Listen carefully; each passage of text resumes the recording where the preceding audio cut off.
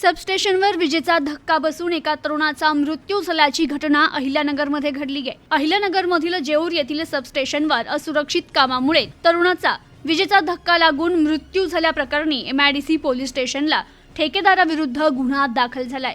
फिर्यादी राधाकिसन आहेर यांनी याबाबत तक्रार दिली आहे।